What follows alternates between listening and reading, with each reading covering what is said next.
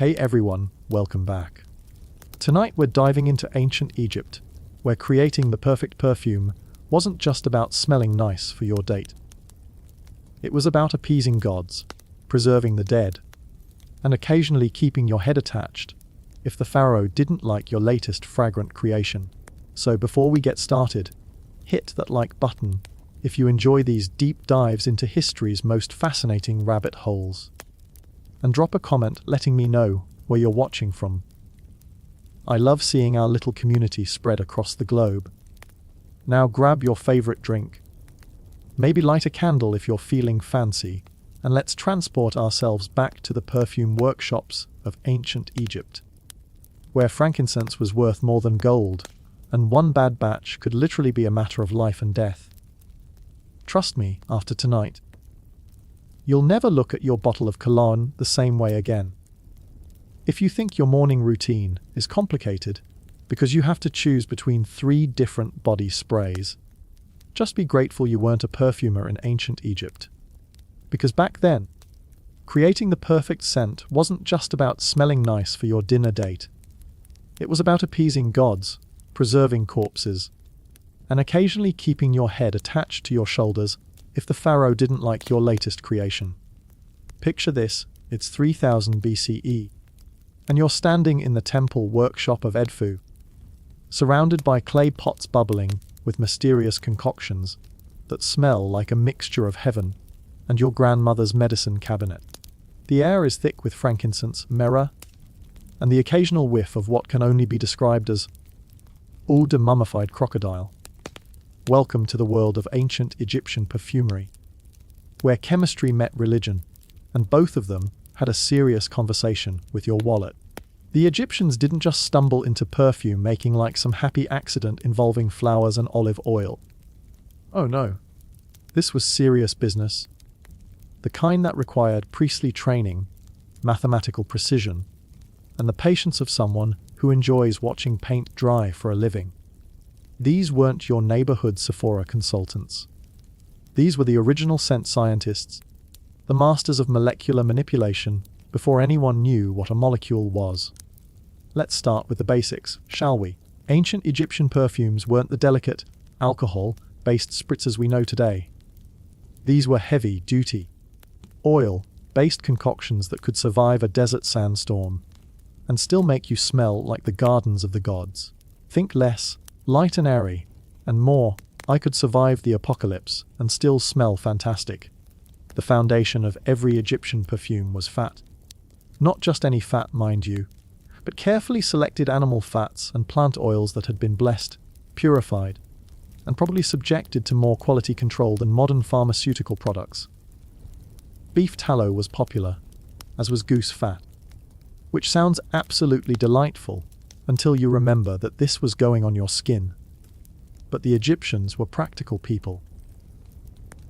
They knew that in a climate where the sun could literally cook you like a rotisserie chicken, you needed something with staying power. The process began at dawn, because apparently, the ancient Egyptians believed that perfumes, like sardu starter, were temperamental creatures that required specific atmospheric conditions. The master perfumer, usually a priest or someone with enough social clout to avoid being fed to crocodiles, would begin by heating the base oils in large clay vessels over carefully controlled fires. This wasn't your modern gas stove with precise temperature controls. This was hope the wind doesn't change direction and ruin 3 months of work level of precision. Temperature control was achieved through a combination of prayer, experience, and what can only be described as ancient Egyptian intuition. Too hot, and your expensive imported resins would burn, filling the workshop with smoke that smelled like a campfire gone wrong. Too cool, and the essential oils wouldn't properly infuse, leaving you with expensive beef fat that smelled like, well, beef fat. The real magic happened when they added the aromatics. And oh, what aromatics they had. The Egyptians had turned the ancient world into their personal spice garden, importing ingredients from as far away as Somalia, India, and the mysterious lands beyond the Red Sea. These weren't just shopping trips. These were full-scale expeditions that required royal approval military escort, and probably a few prayers to whatever god specialized in not getting eaten by lions. Frankincense was the crown jewel of Egyptian perfumery, so valuable that it was literally worth its weight in gold. This wasn't hyperbole. Records show that frankincense traded at ratios that would make modern cryptocurrency investors weep with envy. The resin came from scraggly trees that grew in the most inconvenient places imaginable, like the cliffs of Somalia, where harvesting it required the kind of mountaineering skills that would impress modern extreme sports enthusiasts. The trees themselves seemed designed by nature to make life difficult. They grew out of rock faces, survived on practically no water, and produced their precious resin only when scored with a knife in just the right way. Too deep, and you'd kill the tree. Too shallow, and you'd get nothing but splinters and disappointment. It was like performing surgery on a patient that could die if you breathed wrong. But the Egyptians were nothing if not persistent. They developed an entire industry around frankincense harvesting, with specialists who knew exactly when to cut, how deep to score, and which phases of the moon were most conducive to maximum resin flow. These weren't casual weekend warriors. These were the Navy SEALs of tree bleeding. And their skills were passed down through generations, like family recipes for the world's most expensive gravy. Myrrh was frankincense's slightly less expensive, but equally temperamental cousin. It came from similar trees, but had its own personality quirks. Myrrh resin was darker, more bitter, and had this uncanny ability to make everything smell like it had been blessed by ancient gods and cursed by modern accountants. The Egyptians loved it precisely because it was complicated. Simple scents were for simple people, and the Egyptians were anything but simple. The harvesting of myrrh involved its own set of rituals and specialized knowledge. The collectors had to know not just which trees to tap, but when the resin would be at its peak potency. This knowledge was so valuable that it was often kept as closely guarded trade secrets, passed down from master to apprentice, like some ancient version of the Colonel's secret recipe. But importing these precious resins was only half the battle. Once they arrived in Egypt, usually after journeys that involved caravans, boats, bandits, and enough drama to fuel a dozen Hollywood movies, they had to be processed by the master perfumers. This was where art met science, and both of them demanded excellence. The processing began with careful examination of each piece of resin. Like wine connoisseurs sniffing vintage bottles, Egyptian perfumers could tell you not just what tree a piece of frankincense came from, but probably what the weather was like when it was harvested and whether the harvester had eaten fish for breakfast. This wasn't showing off. This was survival. In a profession where one bad batch could result in divine displeasure and very human consequences, quality control wasn't optional. The resins were then carefully sorted, graded, and prepared for incorporation into the perfume base. This involved grinding, heating, and a process that can only be described as ancient Egyptian chemistry with a heavy dose of religious ceremony. Each step was accompanied by prayers, offerings, and probably a fair amount of sweating, because remember, this was happening in Egypt, where the sun had strong opinions about human comfort. The grinding was done using stone mortars and pestles, often made from granite or basalt, that had been specifically quarried and carved for perfume making. These weren't your kitchen mortar and pestle sets. These were precision instruments that cost more than most people's houses and were treated with the reverence usually reserved for religious artifacts, which, in a way, they were. The master perfumer would grind the resins to specific consistencies, checking the texture with fingers that had been trained to detect differences that would be invisible to anyone else. Too coarse, and the resin wouldn't properly dissolve into the oil base. Too fine, and it would lose some of its aromatic complexity. It was like being a sculptor. Except your medium could evaporate, your tools could crack, and your mistakes could anger gods. While the imported resins were the celebrities of Egyptian perfumery, the supporting cast of local ingredients was equally impressive. Egypt's own landscape provided a wealth of aromatic materials that formed the backbone of most perfumes. These weren't afterthoughts or cheap fillers. These were carefully cultivated, harvested, and processed ingredients that required their own specialized knowledge and techniques. The blue lotus was Egypt's signature flower, not just because it looked stunning in tomb paintings, but because it produced one of the most intoxicating scents in the ancient perfumer's arsenal. This wasn't your garden variety water lily. This was a flower that seemed designed by nature to drive people slightly insane with desire. The scent was simultaneously sweet and mysterious, floral yet earthy, beautiful yet dangerous. Harvesting blue lotus required timing that would make Swiss watchmakers jealous. The flowers had to be picked at exactly the right moment in their blooming cycle, usually just before dawn when the petals were heavy with dew and the aromatic oils were at their peak concentration. Too early, and the scent would be weak. Too late, and the flowers would begin to lose their potency as the desert sun evaporated their precious oils. The harvesters, usually young women who had been trained from childhood in the subtleties of flower collection, would wade into the sacred pools and canals where the lotus grew, carefully selecting each bloom with the precision of surgeons. They worked in silence, partly out of reverence for the sacred nature of their task, and partly because the slightest disturbance could cause the flowers to close their petals and ruin hours of work. Once collected, the lotus flowers underwent a process that was part science, part art, and part religious ceremony. The petals were carefully separated from the rest of the flower, sorted by size and quality, and then subjected to various extraction methods that the Egyptians had perfected over centuries of trial and error. The most common method was enfleurage, though the Egyptians wouldn't have called it that. They would have called it something that translates roughly to making the fat remember the flower, which is actually a pretty accurate description of what was happening.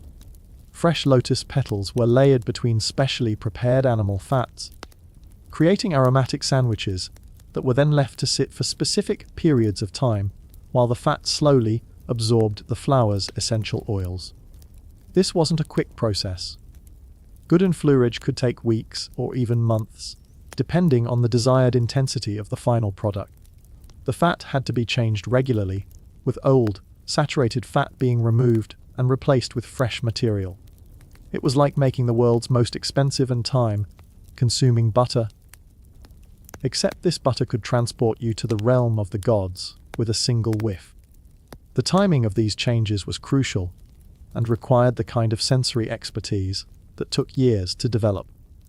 Master perfumers could tell just by smell when the fat had absorbed as much flower essence as possible and when it was time to refresh the process.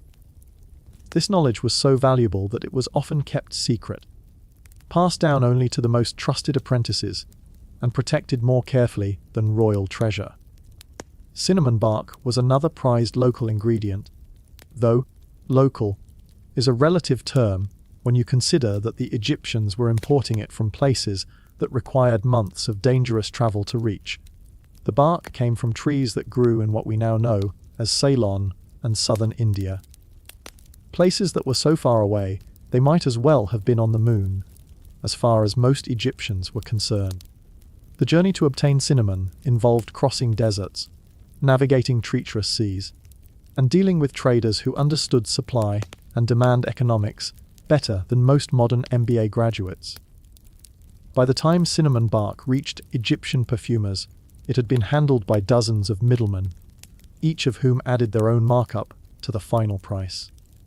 But the Egyptians were willing to pay these astronomical prices because cinnamon brought something unique to their perfumes. It added warmth, complexity, and a spicy sweetness that could transform a simple floral scent into something that seemed to capture the essence of exotic lands and mysterious adventures. It was like adding a dash of wanderlust to a bottle. Processing cinnamon for perfume use required its own set of specialized skills.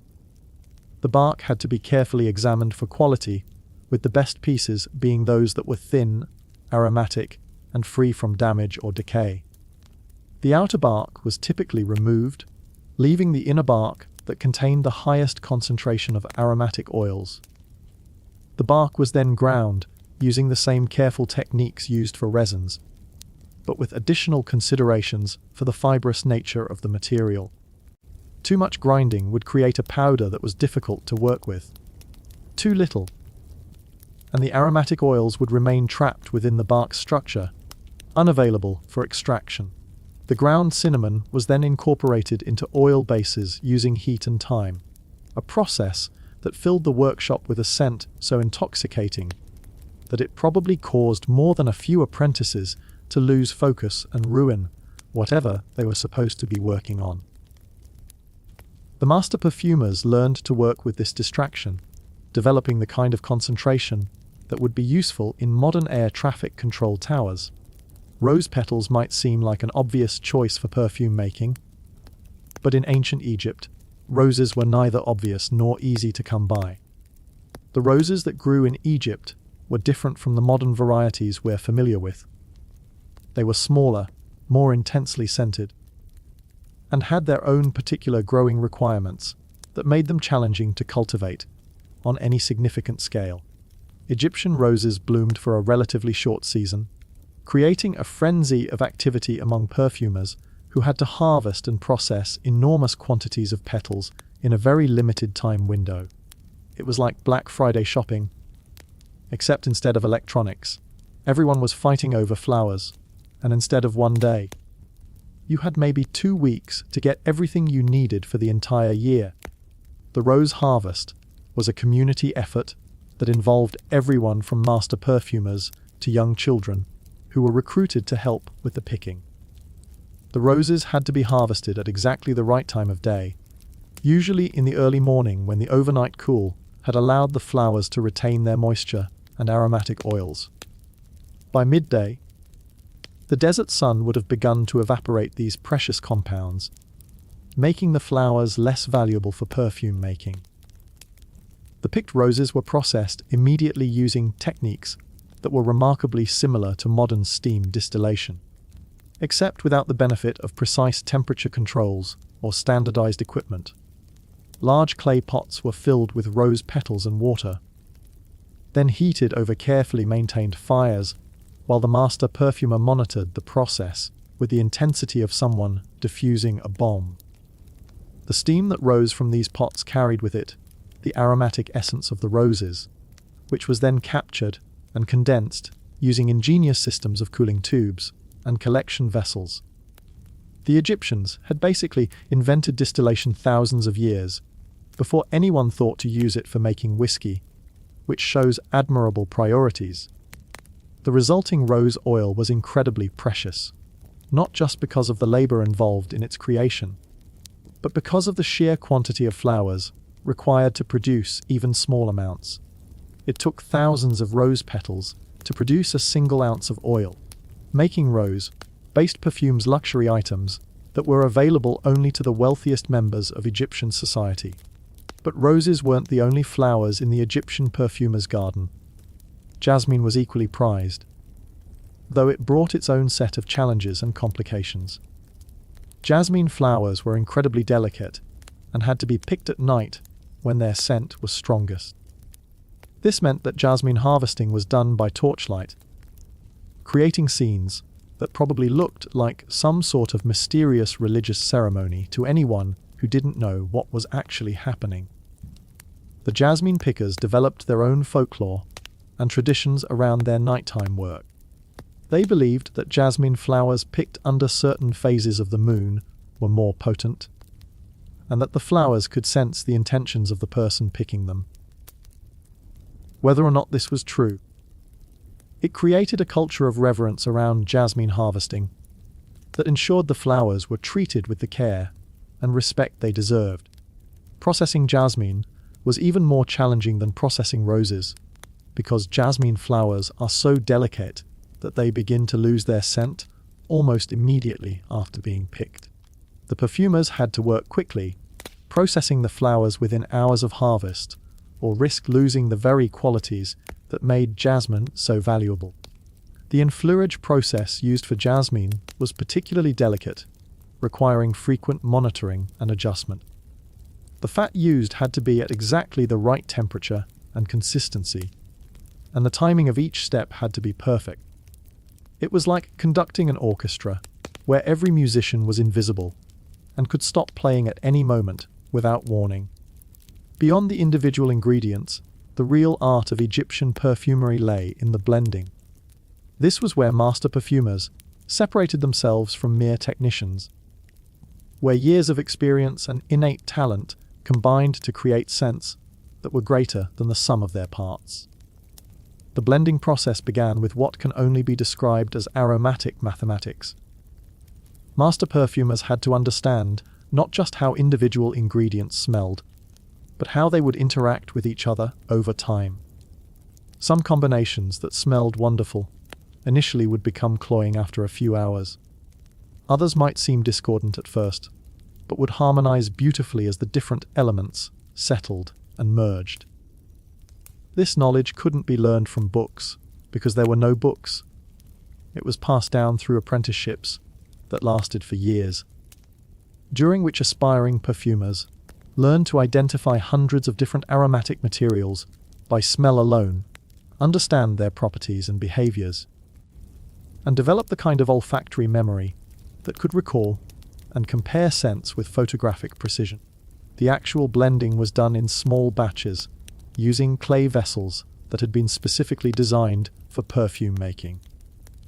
These weren't random pottery pieces. They were precision instruments with carefully calculated volumes, specific shapes that promoted proper mixing, and surface treatments that wouldn't interfere with the aromatic compounds being blended. Each blend was created using ratios that had been developed through years of experimentation and refinement. The master perfumer would add ingredients in specific orders, mixing carefully between each addition and monitoring the scent's development with the intensity of a chef, creating a complex sauce. Too much of one ingredient could overpower the others. Too little, and the intended effect would be lost. The mixing itself was done using wooden implements that had been specially prepared and dedicated solely to perfume making. These tools were never used for anything else, because even trace amounts of other substances could contaminate the delicate balance of a perfume blend. Master perfumers treated their tools with the same care that modern surgeons treat their instruments, cleaning and maintaining them with religious devotion. Temperature played a crucial role in the blending process. Different aromatic compounds had different volatility rates, meaning they would evaporate at different temperatures. Master perfumers learned to use this to their advantage, creating perfumes that would reveal different aspects of their scent as they warmed on the skin or cooled in storage. The blending process could take days or even weeks for complex perfumes. The master perfumer would create initial blends, then allow them to rest while the different components married and developed their final character. This aging process was critical because many aromatic compounds continued to evolve and change even after they had been combined. During this aging period, the perfumer would periodically sample the blend, tracking its development and making adjustments as needed. It was like raising a child, except your child was invisible, could disappear without warning, and might randomly decide to smell like rotting fish if you made the wrong decision. The most complex Egyptian perfumes could contain dozens of different ingredients, each added at specific stages of the blending process and in precise proportions. The master perfumers developed memory systems that allowed them to keep track of these complex formulations, using techniques that were part mathematics, part poetry, and part pure memorization. Some perfumers used physical tokens or markers to represent different ingredients and proportions, creating systems that looked like ancient board games, but were actually sophisticated chemical notation systems. Others developed verbal formulas that were passed down as chanted verses, turning perfume recipes into religious hymns. The most jealously guarded secrets were the formulations for royal perfumes, scents that were created exclusively for pharaohs and their immediate families. These weren't just expensive perfumes. They were aromatic expressions of divine authority, scents that were supposed to embody the very essence of Egyptian kingship. Creating royal perfumes was both an honor and a terrifying responsibility. Get it right, and you might find yourself elevated to positions of wealth and influence that would set up your family for generations. Get it wrong, and you might find yourself providing first-hand research into the afterlife much sooner than planned. The pressure led to incredible innovation and refinement in perfume-making techniques. Master perfumers working on royal commissions would spare no expense and overlook no detail in their quest to create scents that were truly worthy of divine rulers. They would import the rarest ingredients from the most distant lands, employ the most skilled assistants, and spend years perfecting formulations that might be used only a handful of times. Royal perfumes often incorporated ingredients that were so rare and expensive that they were literally priceless. These might include aromatic materials that came from animals that were nearly extinct, plants that grew only in extremely remote locations, or resins that could be harvested only under very specific conditions. The creation of royal perfumes was surrounded by ceremony and secrecy that rivaled the most important religious rituals. The workshops where these perfumes were made were restricted areas that required special permission to enter. The workers involved were sworn to secrecy using oaths that made modern non-disclosure agreements look like casual suggestions. Even the vessels used to store royal perfumes were works of art that cost more than most people earned in a lifetime. These containers were made from precious metals, decorated with jewels, and crafted by the finest artisans in Egypt. They weren't just storage containers. They were treasures in their own right, designed to be worthy of the precious contents they held. But royal perfumes weren't just about luxury and expense. They served important political and religious functions in Egyptian society. The scent worn by a pharaoh was supposed to reinforce their divine nature and authority. When people smelled the pharaoh's perfume, they were supposed to be reminded of the ruler's connection to the gods and their right to rule over Egypt. This meant that royal perfumes had to be not just beautiful, but also psychologically powerful. They needed to create immediate associations with power, divinity, and authority. Master perfumers working on royal commissions had to understand not just chemistry and artistry, but also psychology and political symbolism. The scents chosen for royal perfumes often incorporated materials that had specific religious or cultural significance. Frankincense and myrrh weren't just chosen because they smelled good. They were chosen because they were associated with the gods and with the sacred rituals that connected the earthly pharaoh to the divine realm. The complexity of royal perfumes meant that they were often created by teams of master perfumers working together, each contributing their own areas of expertise to the final product.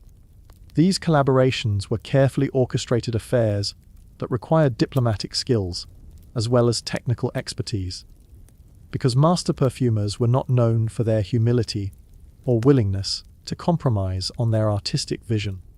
The testing and approval process for royal perfumes was an elaborate affair that could take months or even years.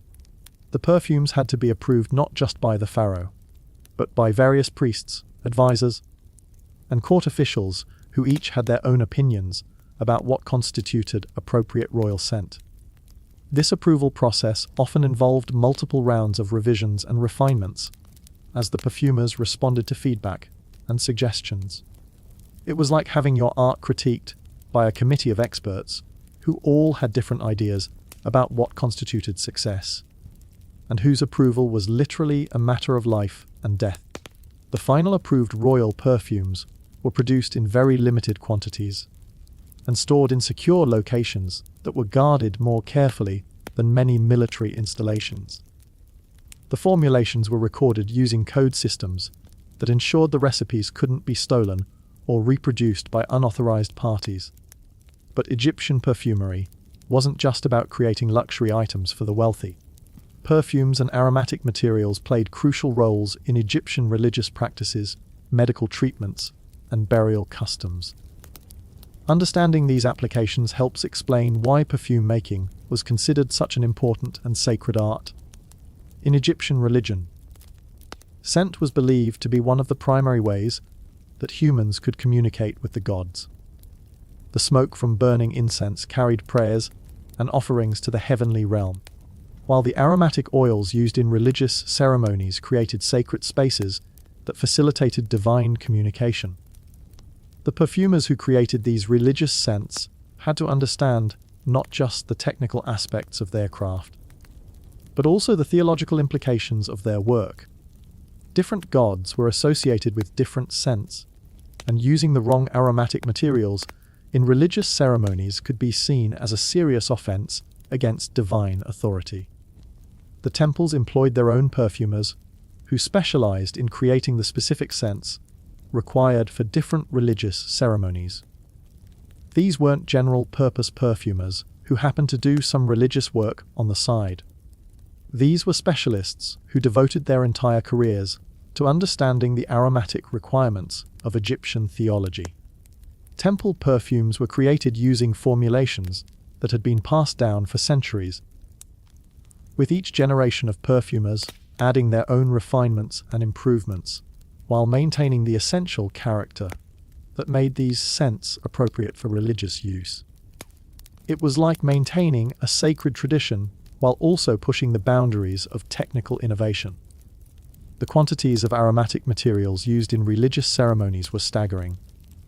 Major temple festivals could consume tons of incense and aromatic oils, representing investments that would bankrupt modern corporations. This wasn't waste or excess. This was considered essential expenditure for maintaining the proper relationship between Egypt and its gods. The procurement of materials for religious perfumes was a major logistical operation that required careful planning and enormous resources. Temple administrators had to forecast their aromatic material needs months or years in advance, arranging for the importation of exotic materials and the cultivation of local aromatic plants. Medical applications of Egyptian perfumery were equally sophisticated and important. Egyptian physicians understood that many aromatic materials had therapeutic properties that could be used to treat various ailments and conditions. This wasn't primitive folk medicine. This was systematic application of aromatic therapy based on centuries of careful observation and experimentation. Medical perfumes were formulated to address specific health conditions, with different aromatic compounds being selected for their known therapeutic effects. These formulations were based on extensive medical knowledge that was recorded in medical papyri and passed down through medical schools that were attached to major temples. The Egyptian understanding of aromatic medicine was remarkably sophisticated, incorporating concepts that wouldn't be rediscovered by European medicine for thousands of years. They understood that different aromatic compounds could affect mood, digestion, circulation, and other bodily functions, and they used this knowledge to create therapeutic perfumes that were both medically effective and pleasant to use. Medical perfumers had to understand both the aromatic and therapeutic properties of their ingredients, creating formulations that balanced effectiveness with safety and patient acceptability. It was like being a pharmacist, chemist, and perfumer all at the same time, with the added pressure of working with materials that could be toxic if used incorrectly. The application of medical perfumes involved elaborate rituals and procedures that were designed to maximize their therapeutic effectiveness. Patients weren't just given bottles of scented oil and told to apply as needed. They received detailed instructions about when, where, and how to use their aromatic medicines for maximum benefit. But perhaps the most famous application of Egyptian perfumery was in mummification and burial practices. The process of preparing bodies for the afterlife involved massive quantities of aromatic materials, applied according to complex procedures that had been refined over thousands of years. Mummification wasn't just about preserving bodies. It was about preparing the deceased for their journey to the afterlife, and scent played a crucial role in this spiritual preparation. The aromatic materials used in mummification were believed to have protective properties that would help the deceased navigate the challenges of the afterlife and achieve eternal life in the realm of the gods. The quantities of aromatic materials used in a single mummification were enormous, particularly for wealthy individuals who could afford the most elaborate burial preparations. A single royal mummification could consume hundreds of pounds of frankincense, myrrh, and other precious aromatics, representing wealth that could have supported entire communities for years. The process of applying these aromatic materials was lengthy and complex, involving multiple stages of treatment that could take weeks or months to complete. Each stage required specific aromatic materials applied in precise ways, with the embalmers following procedures that had been developed over centuries of practice and refinement. The embalmers who performed these procedures were skilled specialists who understood both the practical and spiritual aspects of their work. They weren't just technicians applying preservatives. They were spiritual guides who were helping the deceased make the transition from earthly life to eternal existence. The aromatic materials used in mummification weren't chosen randomly. Each material had specific properties that made it appropriate for different aspects of the preservation and spiritual preparation process. The embalmers had to understand these properties and know how to combine different materials to achieve the desired effects. The storage and preservation of these aromatic materials represented a major logistical challenge for Egyptian mortuary establishments. The materials had to be kept in optimal conditions to preserve their potency, and significant quantities had to be maintained in inventory to meet the demands of their clients. The trade in aromatic materials for mummification created entire industries that stretched across the ancient world. Merchants specialized in supplying Egyptian embalmers with the exotic materials they needed, creating trade networks that connected Egypt to distant lands and cultures. But the most interesting aspect of Egyptian mummification perfumery was the way it influenced the development of preservation techniques that would eventually be applied to other purposes. The Egyptians were essentially creating some of the world's first systematic approaches to chemical preservation, using aromatic compounds that had both preservative and aesthetic properties. The knowledge gained from mummification perfumery influenced other areas of Egyptian chemistry and technology, contributing to advances in metallurgy, medicine, and manufacturing. The careful observation and experimentation required for effective mummification led to insights that had applications far beyond the mortuary arts. Beyond these specialized applications, Egyptian perfumery also played important roles in daily life and social customs. Perfumes weren't just luxury items or religious tools. They were integral parts of Egyptian culture and society. Used in ways that might seem surprising to modern people who think of perfume primarily as a cosmetic enhancement, Egyptian perfumes were used as social signals that communicated information about status, wealth, profession, and personal relationships. The scent someone wore could tell you where they fit in society's hierarchy, what kind of work they did, and even who they were hoping to attract or impress. Different perfumes were appropriate for different occasions and social contexts. There were work perfumes, religious perfumes, celebration perfumes, and intimate perfumes, each with its own aromatic character and social meaning.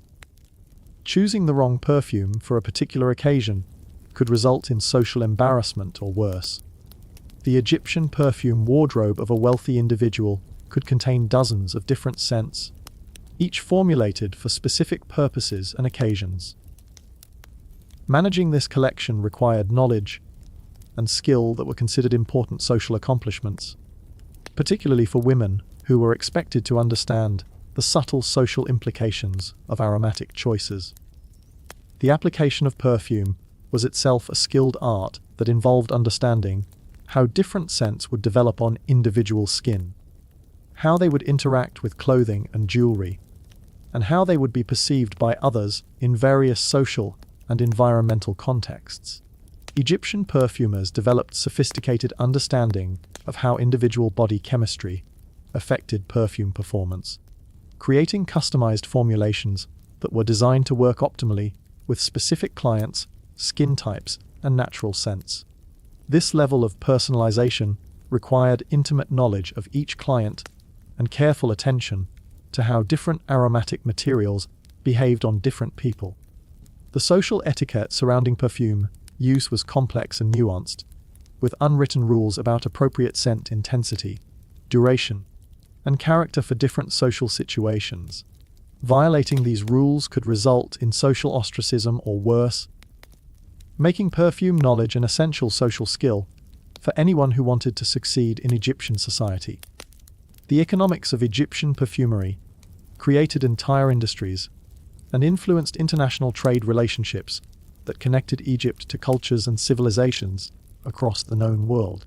The demand for aromatic materials was so great that it drove exploration, colonization, and technological development in ways that shaped the ancient world. Egyptian merchants became experts in evaluating and trading aromatic materials, developing sophisticated systems for grading quality, determining authenticity, and establishing fair market values for materials that came from distant and exotic sources. These trading skills were so valuable that they were closely guarded secrets that were passed down through merchant families like inherited wealth. The perfume trade created diplomatic relationships between Egypt and other nations that were based on mutual economic interest and cultural exchange. Egyptian perfumers learned techniques and discovered materials through their trading relationships, while other cultures adopted Egyptian perfumery techniques and aesthetic preferences. The influence of Egyptian perfumery extended far beyond Egypt's borders, with Egyptian techniques, materials, and aesthetic preferences being adopted and adapted by cultures throughout the ancient world. This cultural influence was so significant that it continued long after Egypt's political power had waned, with Roman, Greek, and other civilizations incorporating Egyptian perfumery knowledge into their own cultural practices. The preservation of Egyptian perfumery knowledge through written records, apprenticeship systems, and cultural traditions means that we can still understand and appreciate the sophistication and artistry of this ancient craft. Archaeological discoveries continue to reveal new information about Egyptian perfumery techniques and materials, adding to our understanding of this remarkable achievement in human cultural development. Modern perfumery still relies on many of the basic principles and techniques that were first developed by Egyptian perfumers thousands of years ago. The use of animal and plant materials, the importance of proper blending and aging, the understanding of how scent develops and changes over time, all of these fundamental concepts were first systematically explored and refined by ancient Egyptian perfumers. But perhaps the most impressive aspect of Egyptian perfumery was the way it integrated technical skill with artistic vision, practical application with spiritual significance, and local materials with international trade. Egyptian perfumers weren't just craftspeople. They were artists, scientists, priests, and entrepreneurs who understood that scent could be used to enhance every aspect of human experience. The workshops where these master perfumers created their aromatic masterpieces were places where chemistry and poetry intersected, where practical knowledge and spiritual wisdom combined to create products that were both beautiful and meaningful. These weren't just places of business. They were centers of learning and innovation, where some of humanity's most sophisticated understanding of aromatic materials was developed and refined. The apprentices who learned their craft in these workshops didn't just memorize recipes and techniques. They learned to see the world through aromatic perception, to understand the subtle relationships between different scents, and to appreciate the ways that aromatic materials could be used to enhance and enrich human experience. The master perfumers who taught in these workshops weren't just passing on technical knowledge.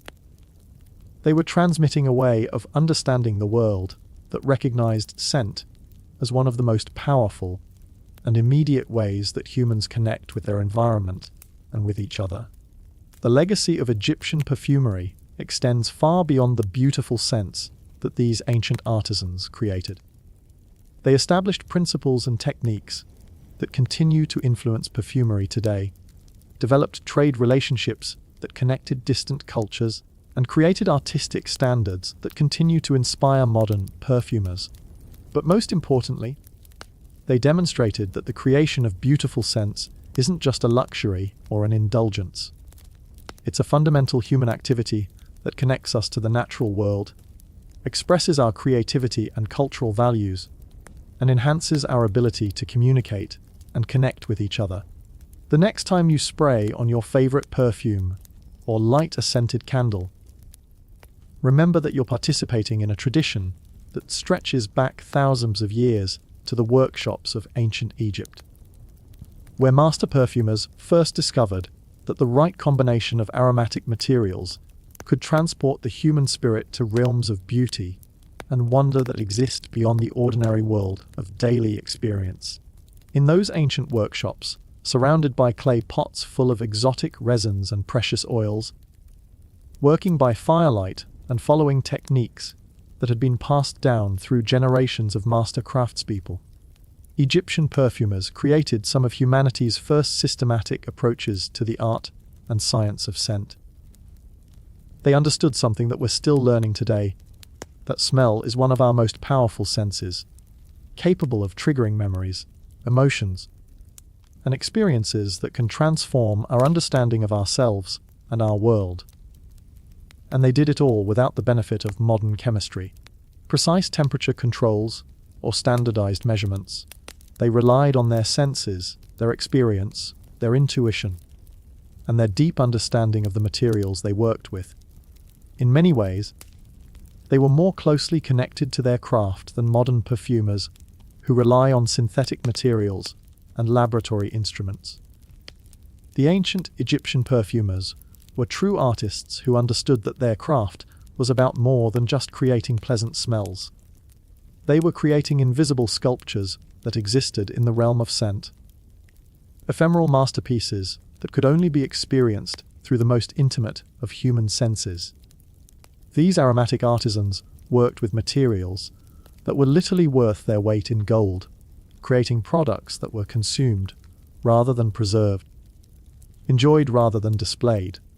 Their masterpieces existed only for the brief moments when they were experienced, then disappeared forever, leaving only memories and the hope that the next creation would be even more beautiful. The temporary nature of their art made Egyptian perfumers uniquely focused on the quality of experience they were creating. Unlike sculptors whose works could be admired for centuries, or painters whose masterpieces could survive for millennia, perfumers had only the immediate moment of aromatic experience to make their artistic impact. This focus on immediate, intense experience led to a perfectionism that bordered on obsession.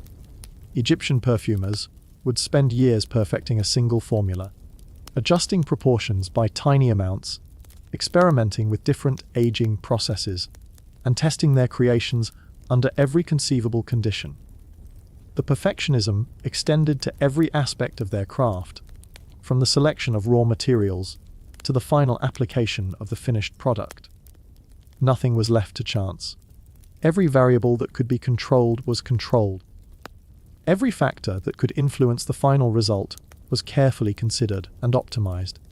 This attention to detail created perfumes that were remarkably sophisticated and complex, with aromatic structures that revealed new aspects of their character as they developed over time.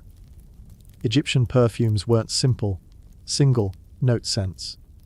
They were aromatic symphonies that told stories and created emotional journeys for those who experienced them. The storytelling aspect of Egyptian perfumery was particularly important in a culture that valued narrative and symbolism as highly as the Egyptians did. Each perfume was designed to evoke specific images, emotions, and associations that connected the wearer to larger cultural themes and spiritual concepts. Some perfumes were designed to evoke the flooding of the Nile, with green, aquatic notes that suggested fertility and renewal. Others captured the essence of the desert, with dry, warm scents that spoke of endurance and spiritual purification. Still others recreated the aromatic environment of temples, with heavy, mysterious fragrances that facilitated communication with the divine. The narrative structure of Egyptian perfumes often followed classical storytelling patterns, with opening notes that established the theme, middle notes that developed the story, and base notes that provided resolution and closure. This wasn't accidental. Egyptian perfumers understood that scent could be used to create emotional narratives that were every bit as compelling as written or visual stories. The creation of these aromatic narratives required not just technical skill, but also deep cultural knowledge and artistic sensibility. Perfumers had to understand the symbolic meanings associated with different aromatic materials, the emotional responses they would evoke, and the ways they could be combined to create coherent aromatic experiences. This cultural literacy was considered as important as technical expertise in the training of Egyptian perfumers. Apprentices spent years learning not just how to blend aromatic materials, but also how to read and interpret the cultural meanings embedded in different scents. The cultural significance of Egyptian perfumery extended beyond individual artistic expression to encompass broader social and political themes. Perfumes were used to reinforce social hierarchies, communicate political allegiances, and express religious devotion in ways that were immediately recognizable to anyone familiar with Egyptian culture. The most skilled perfumers were those who could create scents that operated on multiple levels simultaneously, providing immediate sensory pleasure while also communicating complex cultural messages. These perfumers were valued not just as craftspeople, but as cultural commentators and social influencers, whose work helped shape Egyptian society's understanding of itself. The workshops where these cultural alchemists practiced their art were often located near temples or royal palaces, reflecting their important role in Egyptian religious and political life. These weren't commercial establishments in the modern sense. They were cultural institutions that served functions that went far beyond simple commerce. The atmosphere in these workshops was described by ancient writers as being almost magical, with exotic scents filling the air and mysterious processes unfolding in every corner. Visitors often reported feeling transported to other worlds simply by entering these aromatic laboratories, where the boundaries between art, science, and spirituality seemed to dissolve.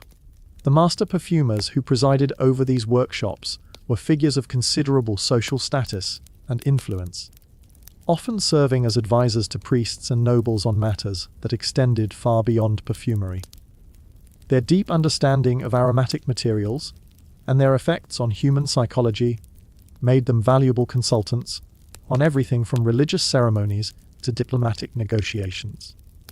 The international influence of these master perfumers was considerable, with foreign dignitaries often requesting Egyptian perfumers to create special scents for important occasions, or to train local craftspeople in Egyptian techniques.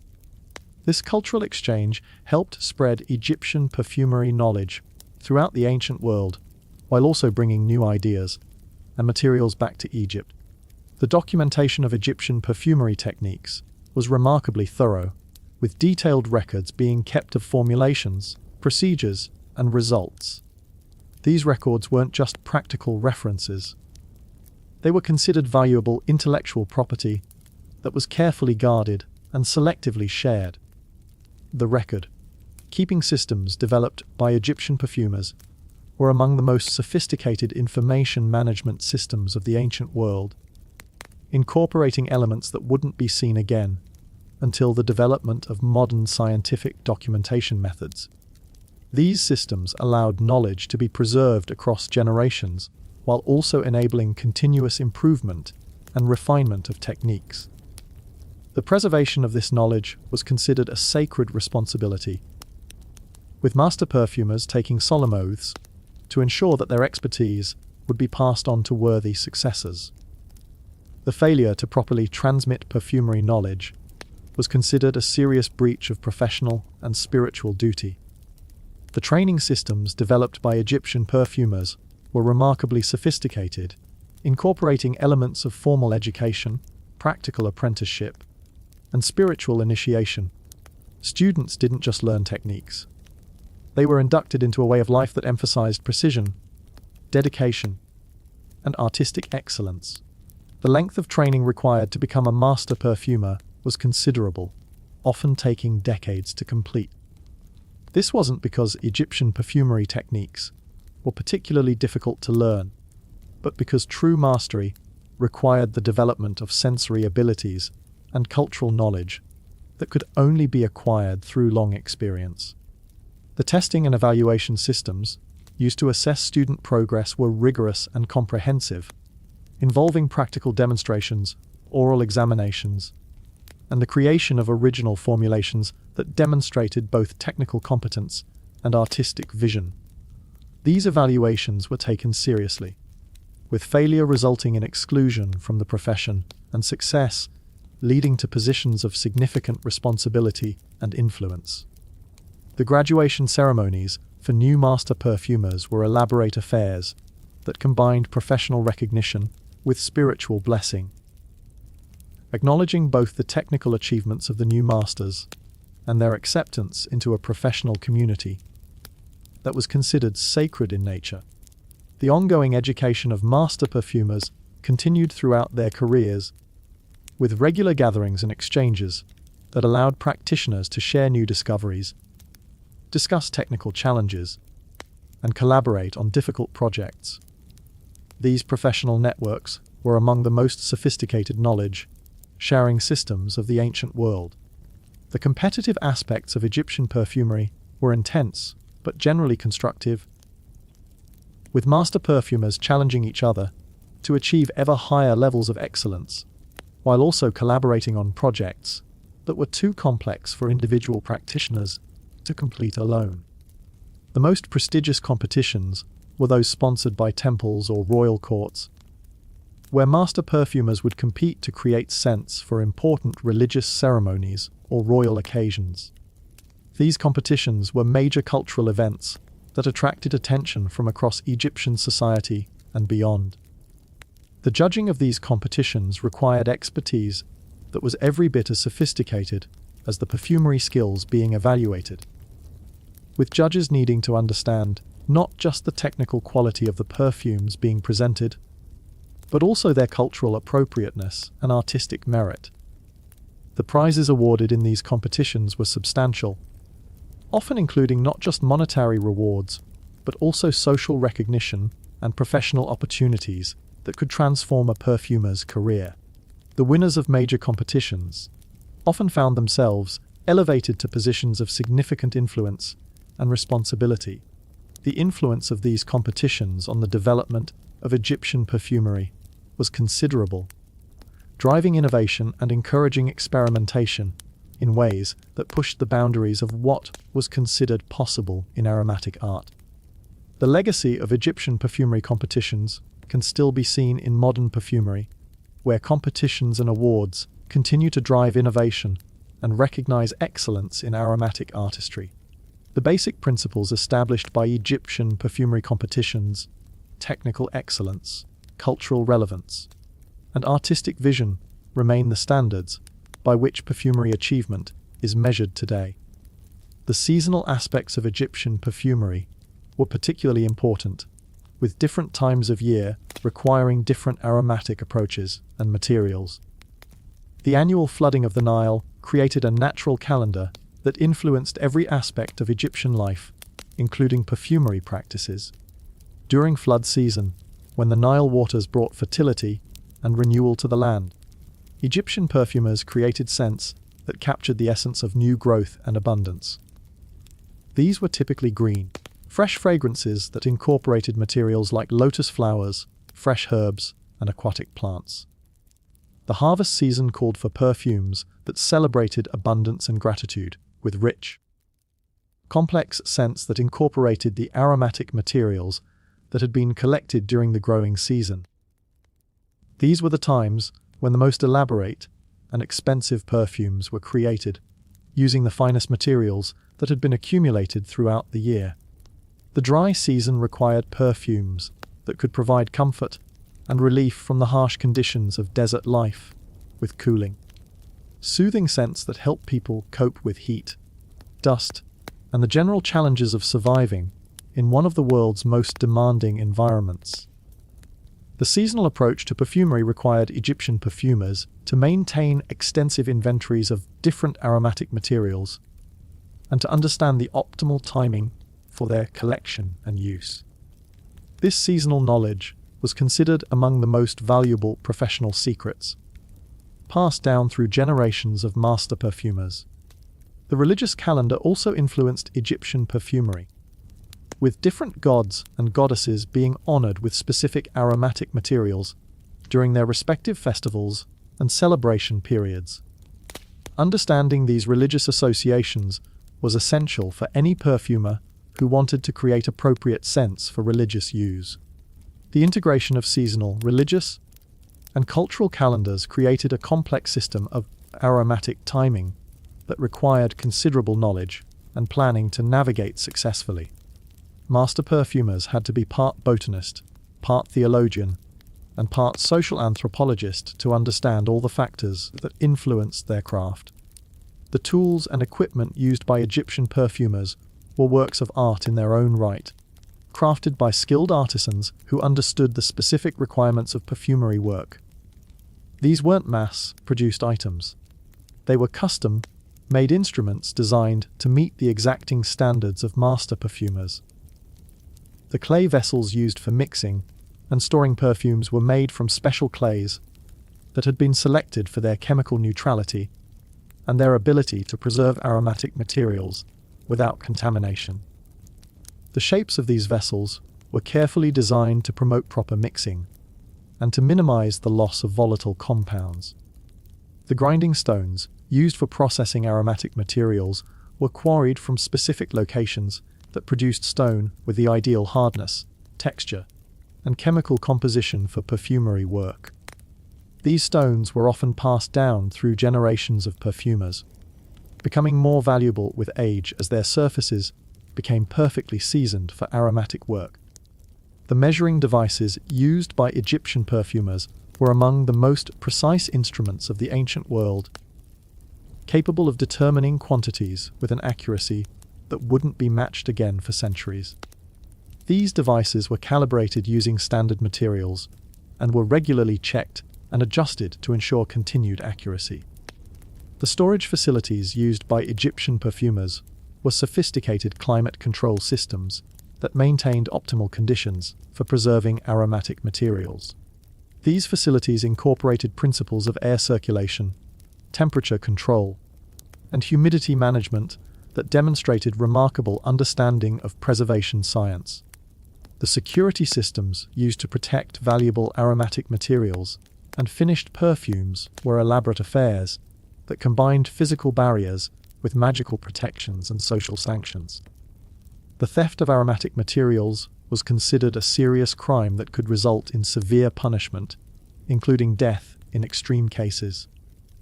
The quality control systems developed by Egyptian perfumers were comprehensive and rigorous, involving multiple levels of testing and evaluation to ensure that finished products met the exacting standards expected by their clients.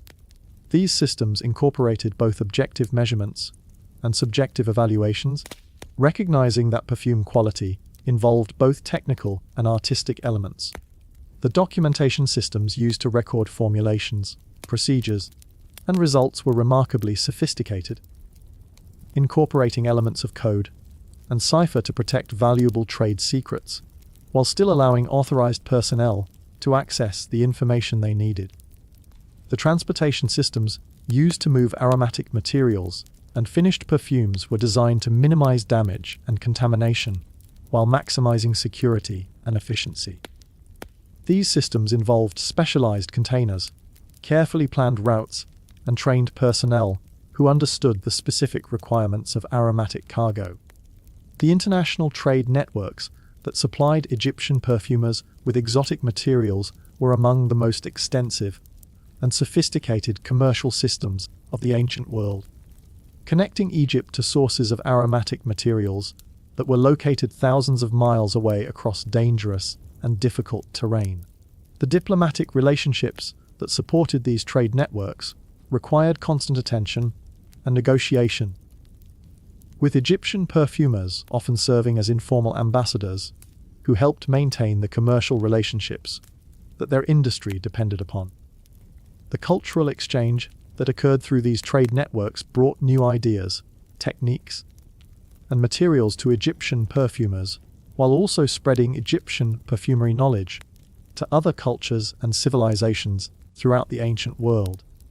The technological innovations that emerged from Egyptian perfumery had applications that extended far beyond the aromatic arts, contributing to advances in chemistry, metallurgy, agriculture, and manufacturing that influenced the development of human civilization in ways that are still being discovered and understood. The scientific method that was developed by Egyptian perfumers for testing and evaluating aromatic materials established principles of observation, experimentation, and documentation that wouldn't be formally codified by European science for thousands of years. The artistic principles established by Egyptian perfumers continue to influence perfumery today, with modern perfumers still relying on concepts of balance, harmony, and narrative structure that were first systematically explored by their ancient Egyptian predecessors. The social and cultural impact of Egyptian perfumery extended far beyond the immediate effects of the perfumes themselves, influencing fashion, architecture, literature, and social customs in ways that shaped Egyptian civilization and continue to influence our understanding of ancient Egyptian culture.